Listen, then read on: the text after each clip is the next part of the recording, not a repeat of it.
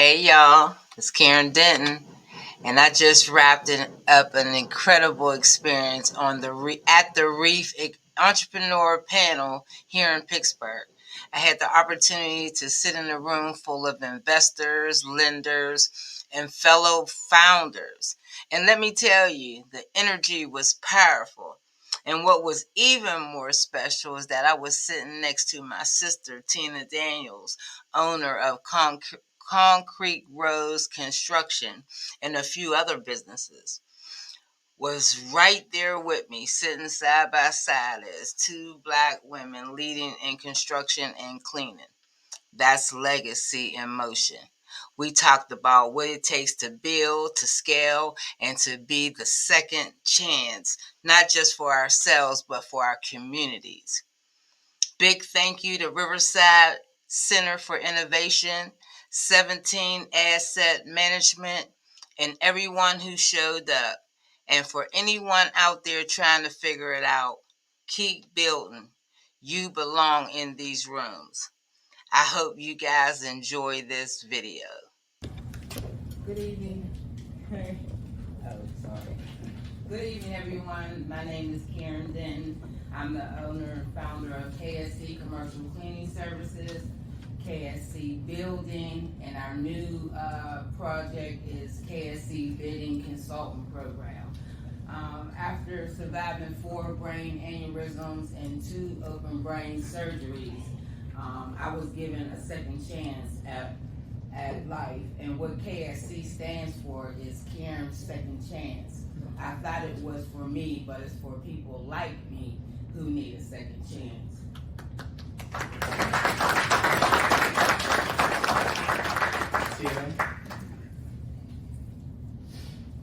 Hello, my name is Tina Daniels, owner of Concrete Rose Construction.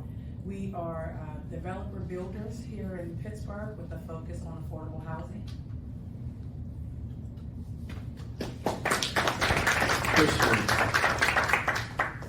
Hello, I'm Christian Robinson, the owner and founder of KI Heavy Construction.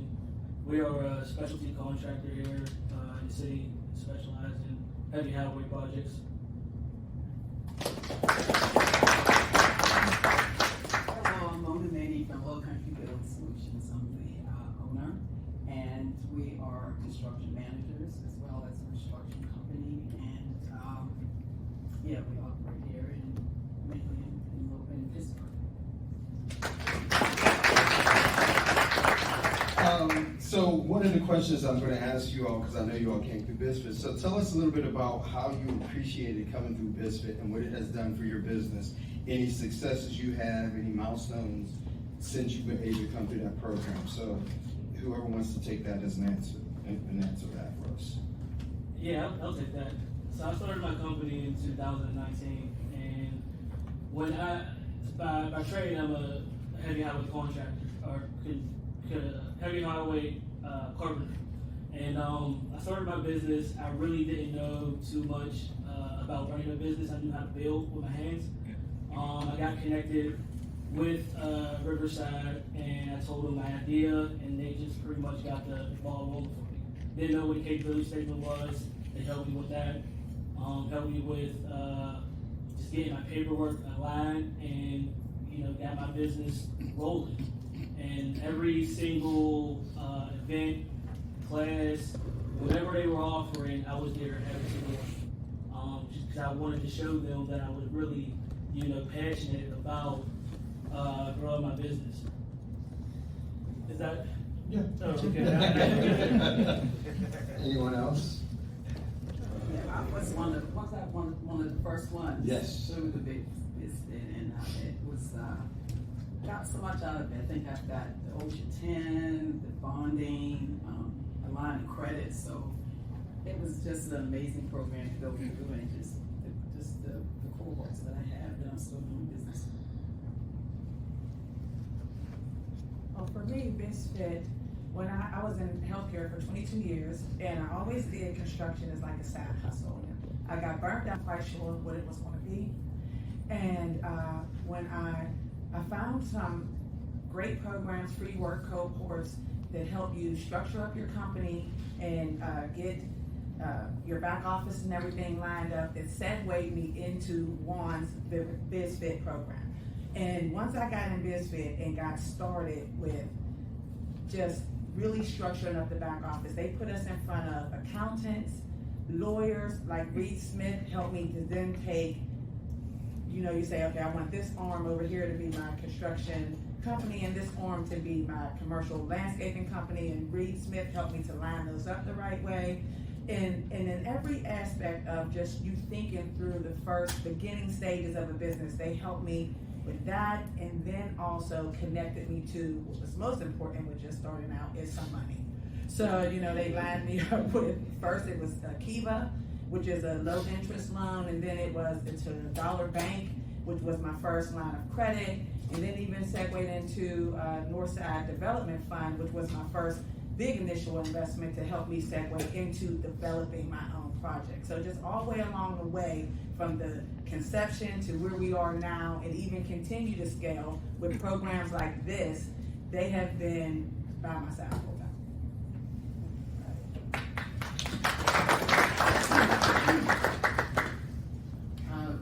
When I joined RCI, I was already established business, but they helped me to, when you grow a business blindly, I'll say, there's a lot of moving parts that you don't know about.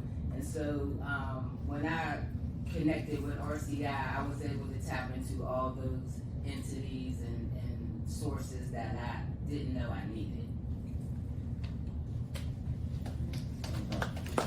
So now that you're out of BizFit and you have your businesses here, so what are some of the challenges that you have faced on being able to get your business and scale to that next level?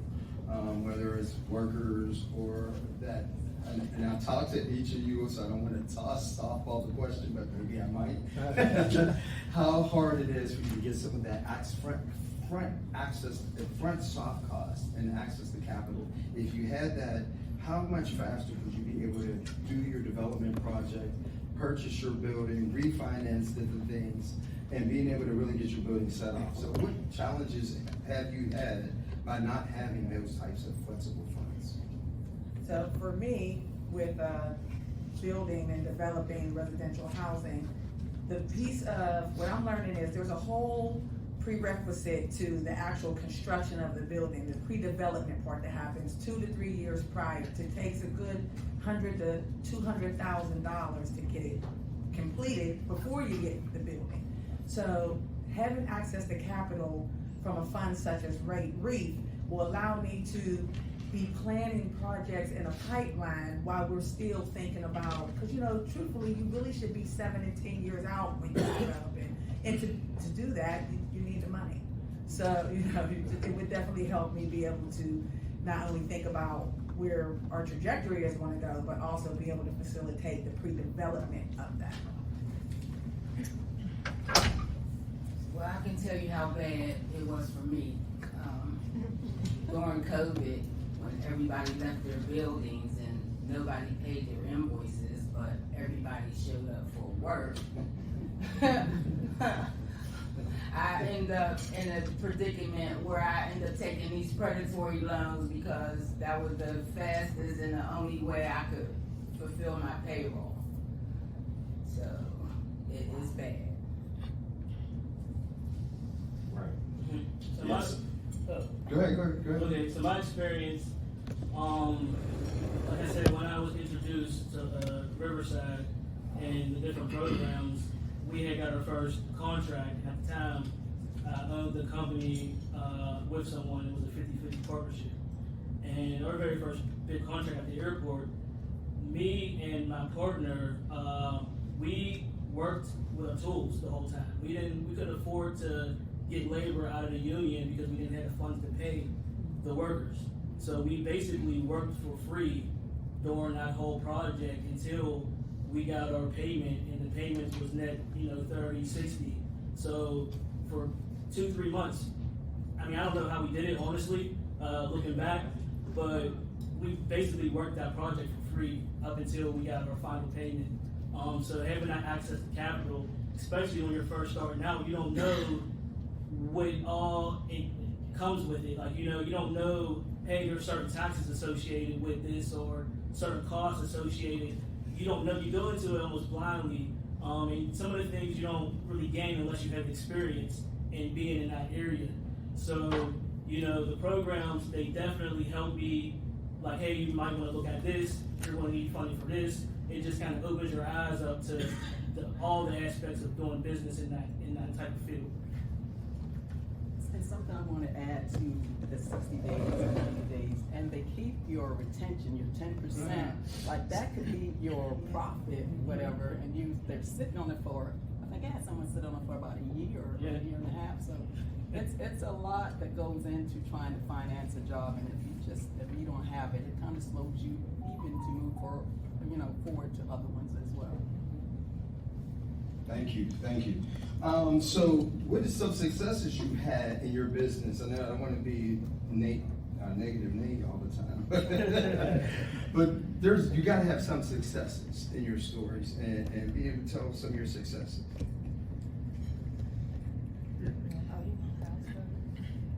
I have several successes.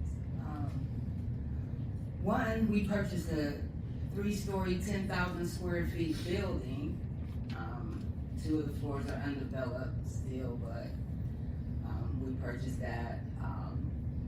We have a success story in our mentor program that we just launched. I have a client, let me just share the story real quick. I had a client who scheduled a call with me. She didn't have the money for the program. She said that God told her to reach out to me. And when she said that, I heard God tell me to do it for free. And in 3 months, since I've been working with her, she's already a 6-figure business.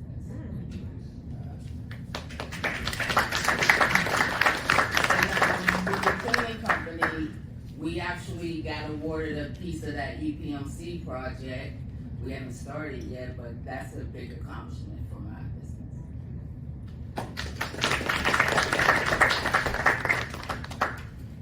One of our most recent successes is we just completed our first new construction affordable housing development, Benedict Dwellings.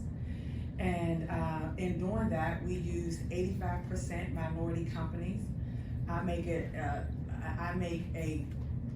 effort to use small Black minority companies in what we do. We often get shut out of projects that are new construction because they say we don't have the capacity or we can't do it. So I wanted to make sure to not only showcase that I could do it, but so can companies that I support and are smaller than me. If we work together as a team, we can complete a new construction development. And we did that, and we are breaking ground on our 8-unit development on Monday.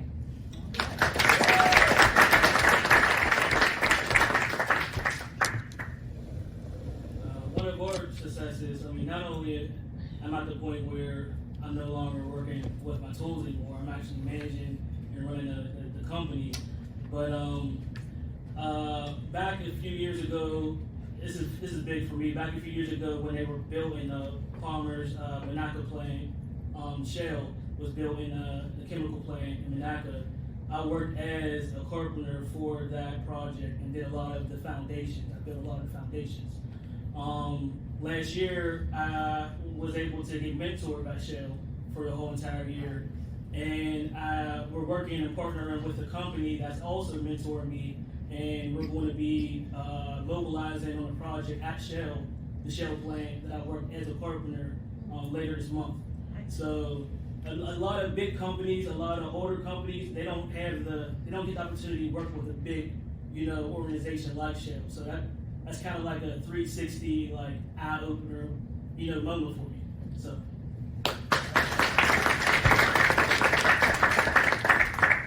Well, my positive comes from being able to help others. So I have guys who work for me who are now going through a lot of training, and one of the companies that have been helping me is Holly back there with Gateway.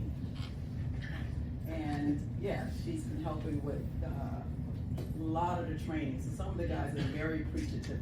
They're so happy about their certificates in weatherization and lead and So it makes me feel good to be able to help others, because I know education and training is the key, and not only gives you a better workforce, but it also makes better entrepreneurs as well. Send a shout out to all of our resource partners at the Riverside Center in the room. So definitely, we couldn't have built this system without being able to have all the collective people who are here, because that's what it takes. It takes that village. And how do we collectively bring down these silos and really just start working and growing in Pittsburgh to make Pittsburgh that better place? And so with that being said, what is it that you would like to see Pittsburgh do for yourselves and your businesses if we had all the stars and everything we could grab and do whatever it is? What is it that you would like to see for your business, and what in the perfect world, what would Pittsburgh look like for you all?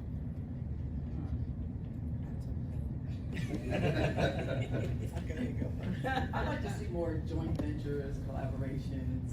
Yeah. Thank you. Joint ventures and collaborations, and just people getting together to make projects really work.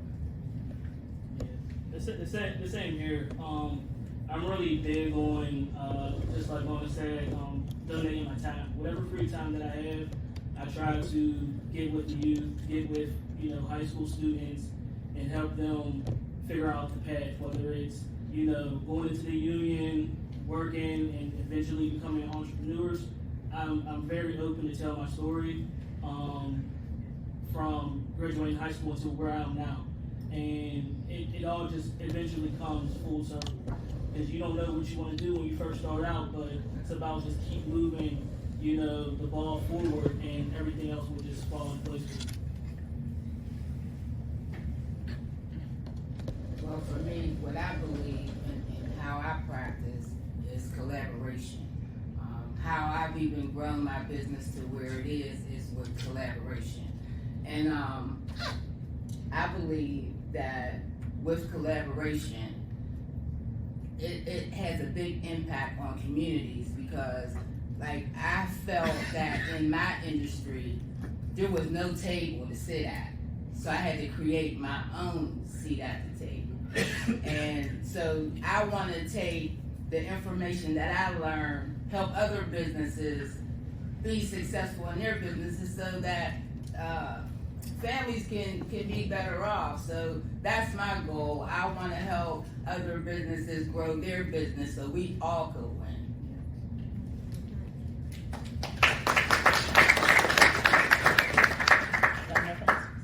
You don't have to. All right. So, any words of advice? The room has some other entrepreneurs here from you all. There's some funders here. Anything that you would want, one quick sentence that you would want to say, and then I'm going to try to stay on time. And I wanted to see if anybody in the audience had a question for you all, since I'm asking. I'm sure I can see some faces looking like, I wonder this. But if you have one word advice, one sentence advice that you can let people know. I would say, don't wait till you feel ready. Start with what you have and keep learning and build as you go.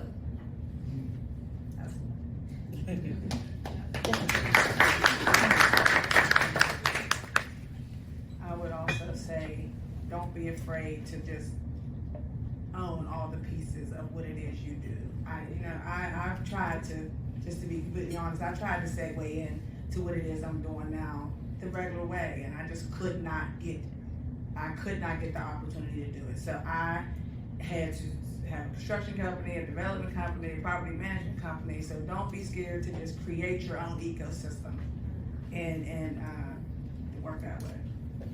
We do her now, and I'm going, what is going on up here in Suite 320? No. Mine would be just don't be afraid to, take the chance for yourself. Like, we gamble on a lot of things, we gamble at the casino, we gamble, the lottery. Just don't take the chance to just gamble with yourself and put yourself out there and put all your chips in when it comes to your dream and your business, because it eventually pays off.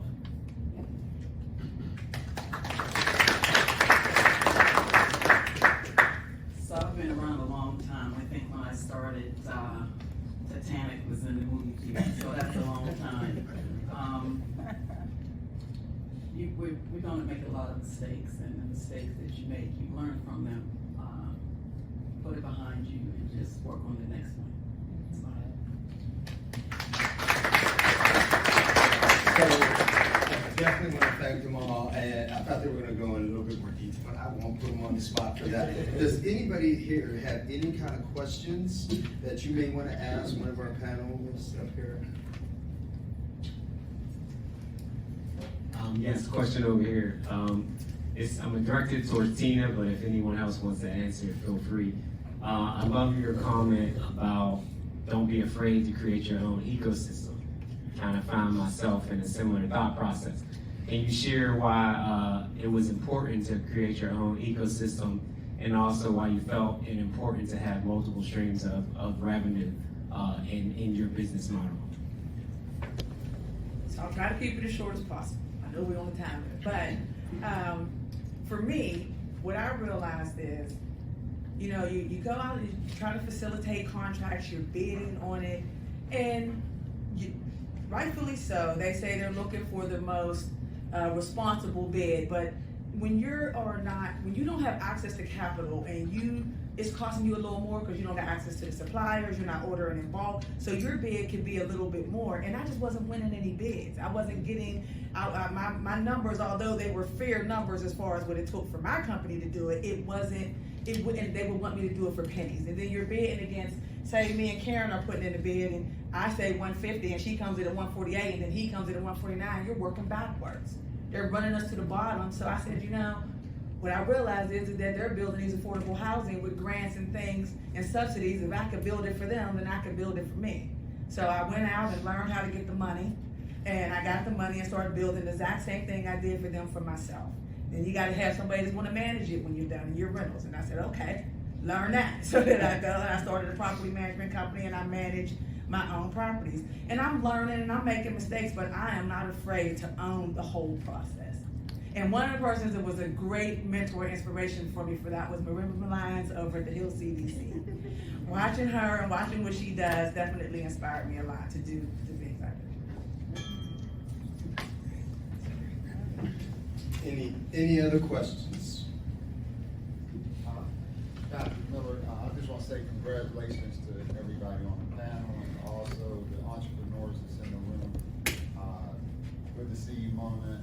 I came through BizFit with Mona back in 2016. Was gone for a couple years in a couple other states. But I had a question for Karen. Karen's a good friend of mine. We used to work together years ago, and I heard you say something about bidding. What was your segue, or how did you end up getting that started, and kind of who did you go to, and because I heard you say you landed a project with UPMC. I remember you speaking about it, that you was bidding on it, and now you got it. So I just wanted to hear a little bit about that. Well, 2 years ago, God was pushing me to teach entrepreneurs how to bid because of the network that I have out of state. They teach people how to get leads, and they don't even know what a lead is, and different things, and nobody's teaching the companies how to get to the money. So I said, I'm gonna teach them how to get to the money, because it's more to this business than people think, but the heartbeat is the bidding. So I believe that's my purpose. So I'm gonna do what God said, and He told me get people to the money.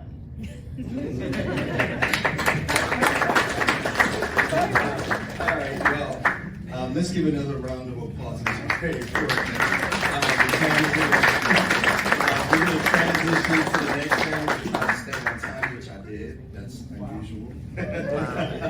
But definitely, we want to make sure that you have time afterwards to get a chance to talk to everybody. We do have a little bit of food coming off in a little while. So hang out, mingle, get a chance to talk to us, talk to the team here, and introduce yourselves. How can you get involved? And go from there. I will turn it over to Heather and her panelists, they can come up and replace the group that's here now. They should know who they are.